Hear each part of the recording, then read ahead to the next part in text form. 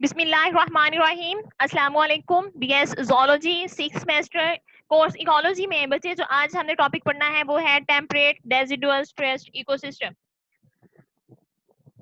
Temperate deciduous और temperate broad leaf forest जो हैं बच्चे, ये वो वाले फॉरेस्ट हैं are variety of temperate forest dominated by trees. अब ये वो वाले बच्चे इकोसिस्टम है जिसमें जो अबंडेंट है आपके पास वो क्या है, ट्रीज है। ट्रीज जो है वो वहां पे डोमिनेट कर रहे हैं। और दूसरी बात क्या है कि वो वाले ट्रीज हैं that lose their leaves each year, जो हर साल अपने जो है वो लीव्स जो है उनको शेड कर देते हैं, फिर से जो है वो दोबारा से उनको रीग्रो करते हैं। अब ये उन एरियाज पे पाए जाते हैं with warm moist summer and cool winter. मतलब क्या हुआ कि ये ऐसे एरियाज में पाए जाते हैं बच्चे जहाँ पे सर्दियां आती हैं तो वो भी शदीद वाली आती हैं, गर्मियां आती हैं तो वो भी अच्छी खासी गर्मियां आती हैं। जैसे हमारे भी टेम्परेट रीजन है, यहाँ पे सर्दियां भी अच्छी खासी होती हैं और गर्मियां भी क्या होती हैं, अच्छी खासी होती हैं। तो इस तरह से हम कहते हैं टेम्परेट डेसिडुअल्स और temperate broadleaf forest are a variety of temperate forest dominated by trees that lose their leaves each year. They are found in areas with warm, moist summer and cool winter. डेजिडस जो है ना वो बच्चे यहाँ पे indicate ही करता है, ये वो वाले ट्रीज होते हैं डेजिडस ट्रीज जो कि हर साल अपने लीव्स को जो है वो विंटर में शेड कर देते हैं। फिर जब जो है वो स्प्रिंग सीजन आता है, मौसम जो है वो फेवरेबल होता है, तो तब ये क्या करते हैं, दोबारा से उनको जो है वो रीग्रो कर लेते हैं। ये जो है वो फॉल में जो है वो उनको गिरा देते हैं और स्प्रिंग में जो है वो न्यू जो लीव्स होते हैं उन्हें ग्रो कर लेते हैं, ताकि ये अपने टेम्परेचर एक्सट्रीम से बचने के लिए जो है वो करते हैं। जब इनको वाटर की जो है वो इतनी ज्यादा जो है वो सप्लाई नहीं होती, टेम्परेचर जो है वो ज्यादा हार्श, मतलब क्लाइमेट जो है वो ज्यादा हार्श होता है, तो तब क्या करते हैं, अपने ये लीव्स को जो है वो शेड कर लेते हैं, ताकि पानी की सप्लाई तो पहले ही कम है, अब मजीद जो है वो वेपोरेशन के जरिए से, ट्रांसपरेशन के जरिए से पानी जो है वो जाया ना हो। तो ऐसे जो है वो फ्रेस्ट उनको टेम्परेट डेसिडुअस फ्रेस्ट जो है वो कहा जाता है। अब जो है वो टेम्परेट डेसिडुअल फ्रेस्ट की अगर हम लोकेशन की बात करें बच्चे, ये पाए कहाँ पे जाते हैं, तो बच्चे ये 6 मेजर एरियाज हैं जो कि north America, north hemisphere, central Asia, United state, Canada, most of the Europe, और इसके अलावा हम कहते हैं सेंट्रल एशिया यानी कि चाइना, कोरिया, इसके अलावा ऑस्ट्रेलिया और जापान। इन तमाम रीजन्स में जो है ये वाले जो आपके पास टेम्परेट डेजर्ट स्ट्रेस है, इन तमाम एरियाज के अंदर जो है वो पाए जाते हैं और अच्छे खासे वहां पे जो है वो डोमिनेट करते हैं।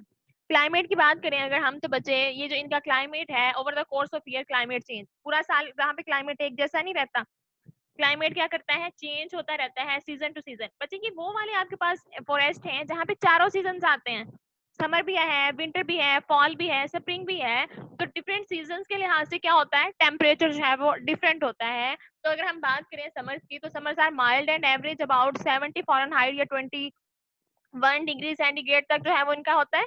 जबकि जो विंटर टेम्परेचर होते हैं यार often below freezing point 4 degree, या 4 डिग्री से भी कम, मतलब क्या है, वो फ्रीजिंग टेम्परेचर से भी जो है वो वहाँ पे कम टेम्परेचर होता है। सर्दियां मतलब विंटर सीजन जो है वो ज्यादा हार्श होता है, जबकि जो समर सीजन होता है वो जरा माइल्ड होता है। अब वहाँ पे जो प्रेसिपिटेशन है, प्रेसिपिटेशन भी जो है बच्चे टेम्परेचर के साथ जो है वो वेरी करती है, कभी जो है वो बारिशें ज्यादा होती हैं और कभी क्या होती हैं, बारिशें कम होती हैं, with being some seasons more wetter than other. कभी किसी सीजन में बारिश ज्यादा होती है, किसी सीजन में जो है वो कम होती है। मैंने आपको बताया कि जब इनको वाटर सप्लाई की जो है वो शॉर्टेज का सामना करना पड़ता है, तो तब ये क्या करते हैं, अपने जो लीव्स हैं उसको शेड कर देते हैं, फॉल कर देते हैं। तो इस तरह से आप कहते हैं कि तकरीबन फॉल जो इनका सीजन होता है वहां पे इनको जो है वो वाटर सप्लाई जो है वो कम मिल रही होती है, इसका मतलब वहां पे तब जो है वो प्रेसिपिटेशन कम होती है। इसके अलावा अगर जो है वो बच्चे हम इनकी प्लांट लाइफ की बात करें कि वहां पे किस किस्म के जो है वो प्लांट्स पाए जाते हैं, तो बच्चे यहाँ के जो प्लांट्स हैं वो वहां पे 3 जो है वो हम कहते हैं लेयर्स बना रहे होते हैं। हर किस्म के जो है वो हम कहते हैं प्लांट्स वगैरह जो है वो वहां पे मौजूद होते हैं, मतलब मुख्तलिफ साइज के, मुख्तलिफ हाइट्स के, मुख्तलिफ नेचर के जो है वो मौजूद होते हैं। Temperate desert spreads have a great variety of plant species. Plant species जो है वहां पे ऐसी खासी जो है वो मौजूद होती हैं। छोटे छोटे जो है वो लाइकन और मोसिस से लेके बड़े बड़े जो हैं वो आपके पास टॉल ट्रीज, ये सारे जो है वहां पे मौजूद होते हैं। लाइकन, मोस, फर्न्स, वाइल्ड फ्लावर्स, श्रब्स, और जो है long trees like hardwood trees, maple, ऑक, बीच, मंगोलिया, स्वीट गम, बीच, ये तमाम जो हैं फॉरेस्ट के अंदर पाए जाते हैं। इसका मतलब क्या है कि इसकी जो प्लांटेशन है उसमें काफी ज्यादा डाइवर्सिटी मौजूद है, काफी ज्यादा जो है वो आप कहते हैं बायोडाइवर्सिटी मौजूद है। तो यहाँ पे मुख्तलिफ किस्म के जो है वो प्लांट्स मौजूद होते हैं। तो बच्चे हम कहते हैं कि वहाँ पे प्लांट्स जो है वो क्या करते हैं, लेयर्स बना रहे होते हैं। बेसिकली वहाँ पे हम कहते हैं जो फॉरेस्ट है वो 3 लेयर्स पे जो है वो कंसिस्ट कर रहा होता है। 3 लेयर्स है वो दिखने में आ रही होती हैं। Forest is made up of 3 layers. Most है 3 लेवल ऑफ प्लांट्स। अब ये जो है वो लेयर्स, इसका मतलब क्या है कि वहाँ पे मुख्तलिफ साइज के, मुख्तलिफ हाइट के प्लांट हैं। उन हाइट की वजह से उसकी क्या होती है, वहाँ पे हम कहते हैं लेयर्स जो है वो बनी हुई होती हैं। जो सबसे ग्राउंड पे मौजूद हैं वो छोटे छोटे से जो plants, lichen, mosses, ferns, wild flowers, जिन्होंने क्या है, ये छोटे छोटे साइज के प्लांट्स हैं जिन्होंने क्या किया होता है, पूरा जो फ्रेश ग्राउंड होता है उसको कवर किया हुआ होता है। फ्रेश के पूरे ग्राउंड को जो है वो उन्होंने कवर किया हुआ होता है। तो ये सबसे पहले क्या है, ये फर्स्ट लेवल जो है वो बनाते हैं। सबसे जो पहला लेवल है, जो सबसे पहली लेयर है वो ये बनाते हैं। इसके बाद अगर जो है वो हम बात करें, बच्चे हमने कहा जब जो है वो हार्श इन्वायरमेंट होता है तो ऊपर क्या है, इसके इनके लार्ज ट्रीज होते हैं। तो लार्ज ट्रीज क्या करते हैं, इनको शेड वगैरह जो है वो साया वगैरह जो है वो प्रोवाइड कर रहे होते हैं। इसलिए ये नीचे वाली जो प्लांट्स की होती है वो प्रोटेक्शन हो रही होती है। इसके बाद अगर हम जो है वो बात करें मिडल लेयर की, मिडल लेवल की, तो वो क्या आती है, सेकंड लेवल जो है, ये सेकंड जो लेयर है वो श्रब्स की होती है। श्रब्स आपको पता है झाड़ियां जो हैं बच्चे, उनका साइज क्या होता है, हर्ब्स वगैरह से, इन मॉसिस लाइकन से बड़ा होता है, लेकिन ट्री से क्या होता है, छोटा होता है। तो ये क्या करती हैं, सेकंड लेयर जो है वो वहां पे बना रही होती हैं। इसके बाद अगर हम बात करें थर्ड लेयर की, तो बच्चे जो हार्डवुड ट्रीज होते हैं, लाइक मैपल, ओक वगैरह, ये जो शार्प ब्लूज वगैरह के दरख्त होते हैं, ये क्या करते हैं वहां पे बच्चे, ये सबसे बड़ी, सबसे ऊंचे वाली लेयर, सबसे थर्ड लेवल जो है वो बना रहे होते हैं। इनकी हाइट जो है वो सबसे ज्यादा होती है, इसलिए जो है वो सबसे ऊपर जो है वो मौजूद होते हैं। तो सबसे जो फर्स्ट लेयर थी वो वाली थी जिसने जो है वो ग्राउंड को कवर किया हुआ है, जो कि लाइकन और मॉसिस वगैरह से, हब से मिलकर बनी हुई है। उसके बाद सेकंड वाली चीज क्या थी, वो शब थी, जिनका साइज जो है वो क्या है, मिडल में आता है, हब्स वगैरह से बड़ी होती हैं और ट्रीज से क्या होती हैं, छोटी होती हैं। ये सेकंड लेयर बनाती हैं। इसके बाद जो थर्ड लेयर आती है वो ट्रीज की आती है। हार्डवुड ट्रीज होते हैं, मजबूत लकड़ी वाले जो है वो दरख्त होते हैं वो वाले, जो कि क्या करते हैं, थर्ड लेयर जो है वो बना रहे होते हैं। तो अगर जो है वो बच्चे यहाँ पे आप देखें, ये यहाँ पे आप देख सकते हैं कि ये जो है वो इनका ग्राउंड जो है वो बिल्कुल कवर है छोटे छोटे से जो है वो प्लांट्स के साथ। तो ये क्या है, इसकी फर्स्ट लेयर बना रहे हैं। इसके बाद अगर आप जो है वो सेकंड लेयर की बात करें, तो ये आप देख सकते हैं कि ये छोटी छोटी सी जो है वो झाड़ियां सी मौजूद हैं, श्रब्स मौजूद हैं। ये श्रब्स जो है वो क्या करती हैं, ये सेकंड लेयर जो है वो बना रही हैं। इसके बाद आप अगर जो है वो थर्ड लेयर देखें, तो ये देखें जो सबसे बड़े जो हैं वो ट्रीज हैं, मजबूत लकड़ी वाले दरख्त हैं, वो क्या करते हैं, थर्ड लेयर जो है वो बनाते हैं। इन अगर आप जो है वो यहाँ पे भी देख सकते हैं कि ये जो है वो बिल्कुल नीचे कवर, ये सेकंड, और ये जो है वो उनका थर्ड जो है वो लेयर। ये इस तरह से इनके अंदर जो है वो डिफरेंट लेवल्स होते हैं प्लांटेशन के। अब इनकी फौना की बात करें, एनिमल डाइवर्सिटी की बात करें, तो बच्चे जिस तरह से हमने कहा यहाँ पे क्या होती है, प्लांट डाइवर्सिटी बहुत ज्यादा होती है। मुख्तलिफ किस्म के आपने देखे हैं कि वहाँ पे क्या होते हैं, मुख्तलिफ किस्म के ट्रीज होते हैं, हर्ब्स हैं, शब्स हैं। तो इसका मतलब क्या है कि वहाँ पे बहुत मुख्तलिफ किस्म के जो है वो एनिमल्स भी मौजूद होते हैं। टेम्परेचर जो है वो उनकी अडेप्टेशन होती है उनके अंदर ऐसी कि वो टेम्परेचर चेंजेस जो है वो उनको, सीजनल चेंजेस जो है वो उनको बर्दाश्त कर सकते हैं। इसलिए इनके अंदर जो है वो एनिमल की भी काफी ज्यादा डाइवर्सिटी मौजूद होती है। इंसेक्ट से लेके लार्ज मैमल जो है वो हर किस्म की चीजें वहाँ पे मौजूद होती हैं। तो insect, spider, slugs, frogs, turtles, salamanders, बच्चे ये कॉमन है। आपको स्लेमेंडर या एम्फीबियंस के बारे में पता है, ये वो वाले एनिमल्स होते हैं जो प्लांट, जो एक्वेटिक और टेरेस्ट्रियल दोनों एनवायरनमेंट में रहते हैं। लेकिन बच्चे हम कहते हैं ज्यादातर नमी वाली जगहों को जो है वो प्रेफर करते हैं। ये जो स्लेमेंडर होते हैं स्पेसिफिकली, ये एम्फीबियन हैं जो क्या करते हैं, ज्यादा नमी वाली जगहों को जो है वो प्रेफर करते हैं और ऐसी जगहों पे पाए जाते हैं जहाँ पे वो पत्ते गिरे हुए होते हैं, लिटर मौजूद होता है लिटर के नीचे। तो इनके अंदर है ये इस किस्म के ऐसे लेमेंडर जो है वो मौजूद होते हैं, क्योंकि पत्तों के नीचे हमेशा क्या होता है, नमी सी मौजूद रहती है और ऐसी नमी वाली जगह उनको चाहिए होती है। इसके अलावा हम कहते हैं कि इनके अंदर जो है वो बर्ड स्पीशीज की अगर हम बात करें, तो हॉक्स वगैरह, कार्डिनल्स वगैरह, स्नोई ओल्स, और जो है वो वुड पैकर्स वगैरह जो है वो पायलेटेड जो है वो हम कहते हैं वुड पैकर्स वगैरह जो है वो मौजूद होते हैं। अब वहाँ पे ये मतलब क्या है कि ये स्पाइडर वगैरह इस किस्म की चीजें मौजूद हैं, फ्रॉग्स वगैरह, टर्टल्स वगैरह, तो इनको खाने के लिए भी जो है वो उस किस्म के वहाँ पे बर्ड्स मौजूद होते हैं। मैमल्स की बात करें तो बच्चे टेम्परेट एसिडस फ्रेश में जो है वो wild tail deer, raccoon, opossum, porcupines और रेड फॉक्सेस वगैरह जो है वो मौजूद होती हैं। इसका मतलब क्या है, कुछ कार्निवोरस स्पीशीज मौजूद हैं और कुछ वहाँ पे क्या है, हर्बीवोरस स्पीशीज मौजूद हैं, क्योंकि दोनों को जो है वो वहाँ पे क्या मिल रहा है, फूड सोर्स जो है वो मिल रहा है। इंपॉर्टेंस की अगर हम बात कर लें, तो बच्चे हर हम कहते हैं कि इकोसिस्टम की अपनी जगह पे इम्पोर्टेंस है। तो ये जो आपके पास फॉरेस्ट है इकोसिस्टम, डेजर्ट फॉरेस्ट इकोसिस्टम, ये भी हमारा जो बायोम है पूरे का पूरा जो है वो इकोसिस्टम है, उसका ये इम्पोर्टेंट जो है वो हम कहते हैं पार्ट है। ये सबसे इम्पोर्टेंट क्या है बच्चे, आपने भी देखा कि इसके अंदर बहुत मुख्तलिफ किस्म के प्लांट और एनिमल्स मौजूद हैं। इसका मतलब क्या है कि ये बहुत सारे जो प्लांट्स हैं और बहुत सारे जो एनिमल्स हैं उनको ये हैबिटेट प्रोवाइड करते हैं, इसकी ये इम्पोर्टेंट है। दूसरी बात हम कहते हैं कि बहुत सारी जो वाइल्ड लाइफ स्पीशीज होती हैं वो डेसिडुअस फॉरेस्ट पे और ट्रीज पे जो है वो डिपेंड कर रही होती हैं अपने सोर्स ऑफ फूड के लिए और शेल्टर के लिए। बहुत सारे बर्ड्स, बहुत सारे एनिमल्स ऐसे हैं जो इन फॉरेस्ट के अंदर पाए जाते हैं। वो क्या करते हैं, अपना फूड भी वहीं से लेते हैं और जो है वो शेल्टर भी वहीं से लेते हैं। तो इसका मतलब क्या हुआ कि ये बायोडाइवर्सिटी को कंजर्व करने में बहुत इंपॉर्टेंट रोल प्ले कर रहे हैं। इसके अलावा अगर हम बात करें, most deciduous trees grow close two streams. अब कहते हैं ये ज्यादातर जो है वो रिवर वगैरह के इस किस्म के जो है वो किनारों पे उगे हुए होते हैं मॉइस्ट एरियाज में। तो क्या होता है, उनका जो रूट सिस्टम है वो सॉइल जो है वो उसको इरोडिंग से बचाता है और उनको आगे नहीं करने देता। हमने कहा वहां पे प्रेसिपिटेशन जो है वो हो रही होती है।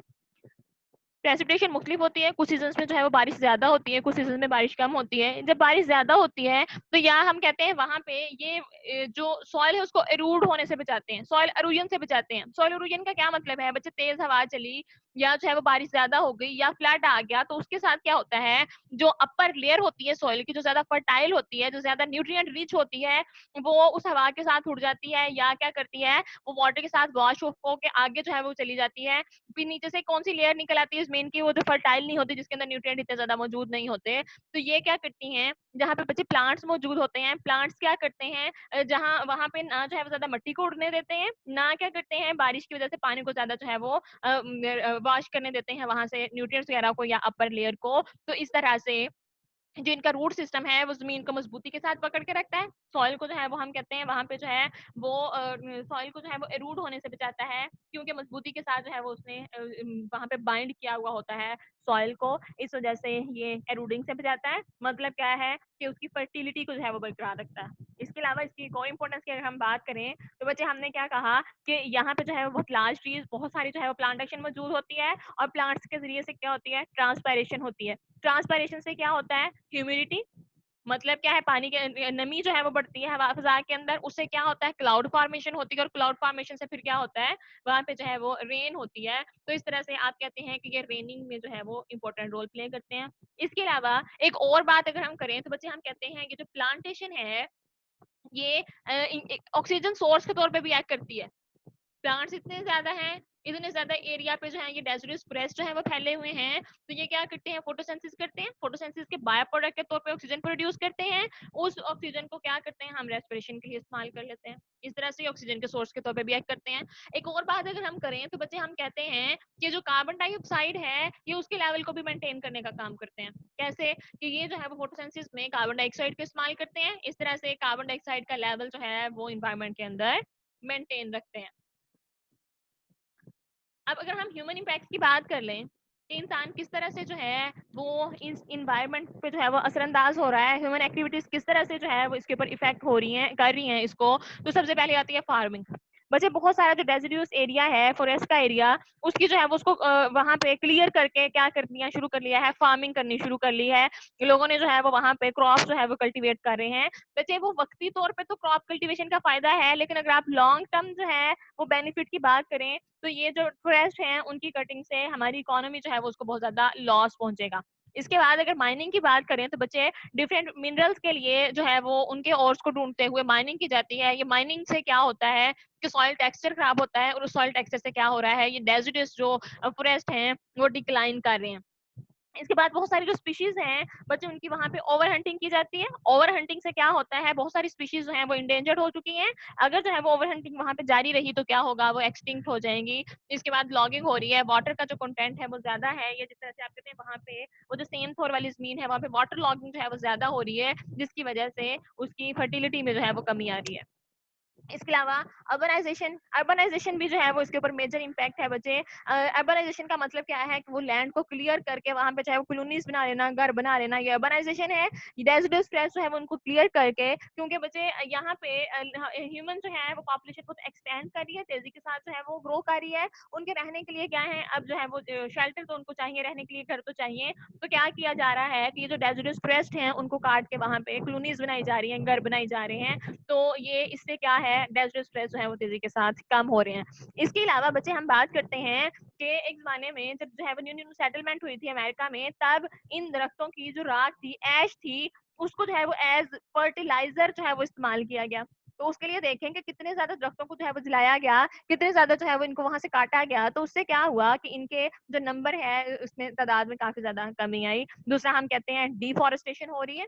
डिफॉरेस्टेशन में क्या किया जाता है, बहुत ज्यादा तादाद में ये पौधों को जो है वो काटा जा रहा है, ट्रीज जो है वो उनको कट किया जा रहा है फॉर जो है वो डिफरेंट रीजन, टिम्बर के लिए, इमारती लकड़ी बनाने के लिए, या क्या है एज जो है वो फ्यूल यूज करने के लिए, या जो है किसी कम के एक्टिविटी के लिए जो है ये ज्यादा तादाद में वहां पे जो है वो डिफॉरेस्टेशन करी जा रहे हैं। और डिफॉरेस्टेशन का नतीजा क्या होगा, ये जो है वो हमारे इन्वायरमेंट को बिल्कुल जो है वो हम कहते हैं उसके ऊपर बैड जो है वो इम्पैक्ट रखेगा। इसके बाद अगर हम रिजल्ट्स की बात करें, ये जो ह्यूमन इम्पैक्ट्स हैं उनके रिजल्ट्स क्या हो रहे हैं।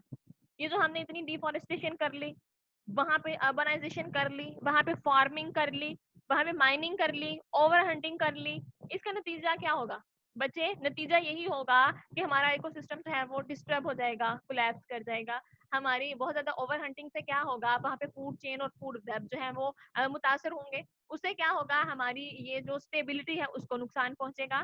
दूसरी बात आप क्या करते हैं, बायोडाइवर्सिटी जो है वो लॉस हो रही है। बच्चे डिफॉरेस्टेशन से क्या होता है, जब एनिमल और प्लांट्स को जितने भी हैं वहां पे उनको रहने की जगह नहीं मिलेगी, हैबिटेट जो है वो नहीं मिलेगा, तो उससे क्या होगा, बायोडाइवर्सिटी जो है वो लॉस हो जाएगी। प्लांट्स को काट लेंगे तो प्लांट्स की डाइवर्सिटी कम हो गई, प्लांट्स की डाइवर्सिटी कम होने से क्या होगा, वहां पे जब हैबिटेट जो है वो नहीं रहेगा एनिमल्स के लिए, तो उनका जो है वो नंबर कम हो जाएगा। एक वैसे नंबर कम हो रहा है, दूसरा किस तरह से हो रहा है कि उनकी ओवर हंटिंग करी जा रहे हैं। तीसरी बात हम करते हैं बच्चे पोल्यूशन। पोल्यूशन की वजह से भी जो है वो आप कहते हैं क्लाइमेट जो है वहाँ पे रैपिडली चेंज हो रहा है, और रैपिड क्लाइमेट चेंज की वजह से भी एनिमल्स के ऊपर जो है वो बहुत ज्यादा स्ट्रेस है, और उस स्ट्रेस की वजह से हम कहते हैं उनका नंबर जो है वो डिक्रीज कर रहा है। और ह्यूमन इम्पैक्ट क्या है, डिफॉरेस्टेशन है। डिफॉरेस्टेशन में लार्ज नंबर ऑफ जो है वो हम ट्रीज को एक साथ जो है वो कटिंग कर लेते हैं, उनकी कटिंग कर लेते हैं, और उससे क्या होता है, उसको जो है वो नाकाबिल इतलाफी नुकसान पहुंचता है। जब ये डिफॉरेस्टेशन किया जाता है तो उससे क्या होता है बच्चे, हैबिटेट लॉस हो जाता है, जानवरों को रहने के लिए जगह नहीं मिलती। दूसरा बात क्या होती है कि बच्चे यहाँ पे फ्रेगमेंटेशन हो रही है। फ्रेगमेंटेशन मतलब क्या है कि वो आपके पास एक इकोसिस्टम है, अब उसको डिफरेंट जो है वो पार्ट्स में डिवाइड कर दो। पार्ट्स में कैसे डिवाइड किया कि वहां वहां से दरमियान से कोई रोड गुजार दें। जब रोड गुजारेंगे तो पहले वो क्या था, एक लैंड एक पैच के तौर पे मौजूद था, अब क्या होगा, वो दो पैचेस में डिवाइड हो जाएगा, दरमियान में रोड है, आधी जमीन उधर रह गई, आधी जमीन जो है वो दूसरी साइड पे रह गई। अब बहुत सारी स्पीशीज हैं या बहुत सारे एनिमल हैं उस स्पीशीज के, वो क्या है एक साइड पे रह गए, बहुत सारे जो है वो दूसरी साइड पे रह गए। तो इससे क्या होगा, एक तो उनका जो है वो हम कहते हैं स्ट्रेस में आएंगे। दूसरा क्या करेंगे कि जब वो जो है वो रोड को क्रॉस करते हैं तो क्रॉसिंग के दौरान भी जो है वो काफी ज्यादा एक्सीडेंट्स वगैरह जो है वो उनका सामना उनको करना पड़ता है, उसकी वजह से उनका नंबर जो है वो कम हो जाता है। एक तो हम हैबिटेट लॉस करी जा रहे हैं, दूसरा क्या कर रहे हैं, पोल्यूशन इंक्रीज करी जा रहे हैं, तीसरा क्या कर रहे हैं, डिफॉरेस्टेशन करी जा रहे हैं, रोड बनाई जा रहे हैं। इन तमाम चीजों से जो है वो नुकसान हो रहा है। ऊपर से जो है वो क्या करते हैं, ये जो एक्सीडेंटल जो है उनकी किलिंग है वो भी मजीद जो है वो इंक्रीज कर जाती है, जिसकी वजह से ये प्लांट जो है वो और एनिमल जो है उनकी डाइवर्सिटी को काफी ज्यादा नुकसान पहुंचता है।